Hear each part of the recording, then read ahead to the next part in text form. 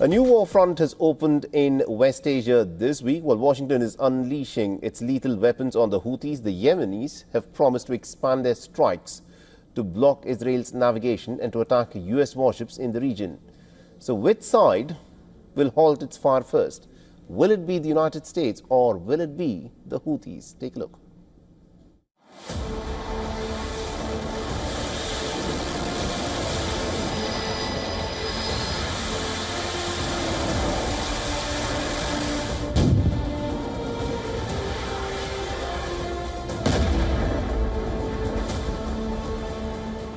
Strikes, counter-strikes, and strike again.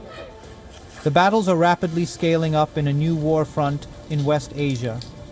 The U.S. is relentlessly bombing targets held by Yemen's Houthis, even as President Donald Trump pledges to completely annihilate them. The Houthis are not backing down, announcing plans to expand their operations and blockade Israel's navigation systems.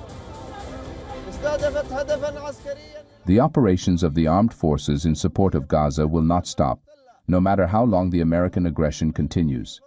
And these operations, in addition to the blockade of Israeli navigation, will continue until the aggression on Gaza is stopped and the siege on it is lifted. The deadly battles started last Sunday when the Yemen group said it attacked U.S. aircraft carrier USS Harry S. Truman and its warships with ballistic missiles and drones. Washington denied the claim. Soon after, the U.S. military unleashed its firepower, missiles screaming into the night sky, and F-A-18 Hornets striking Houthi strongholds in Yemen. The targets included the Hodeidah Governorate on the Red Sea and Sada in the north, claiming several lives. These crimes and this barbaric bombing of civilian establishments in these densely populated neighborhoods, targeting peaceful citizens in their homes, came treacherously and without warning while they were having their iftar meal after a day of fasting. Trump says Iran will be held responsible for every shot fired by the Houthis. Iran's supreme leader, Ayatollah Ali Khamenei, came out in support of Yemen. The events in Yemen are the same. This attack on the people of Yemen, on Yemeni civilians, is also a crime that must be stopped. Washington has promised to launch its most lethal weapons on the Houthis. We will use overwhelming lethal force until we have achieved our objective. U.S. showcased its killer weapon system, AGR-20 Falco, that shot down a Houthi drone. While U.S. deadly strikes on Houthi strongholds have devastated neighborhoods, Houthis says its homemade Palestine, two Type missile-stuck U.S. warships, and Israel's Ben Gurion airport.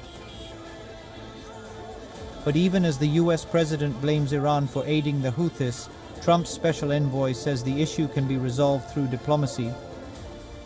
With neither U.S. nor the Houthis holding back the fire, it remains to be seen who will initiate the path to peace and when the attacks will stop. I earlier spoke with Professor Peter Kuznick, who is a professor of history and director of Nuclear Studies Institute at the American University. Listen to what he had to say. Well, as you say, it's a David versus Goliath scenario, and the Houthis are in no position to challenge the United States militarily. But they don't need to challenge the United States militarily to succeed in this. What they need to do is disrupt the shipping in the Red Sea, which they can do with a much weaker force. And they're also lobbing missiles into Israel. So they're threatening the USS Harry Truman. They're threatening the Israelis, and they can do that with a much weaker force than they're facing. You have to remember that they were at war for years with Saudi Arabia, and the Saudis were not able to subdue them, and they took more and more land and territory and control and political power inside Yemen. So it's not the same calculus for success and failure as it would be if it was two armies fighting against each other on an equal terrain. For all the latest news, download the WION app and subscribe to our YouTube channel.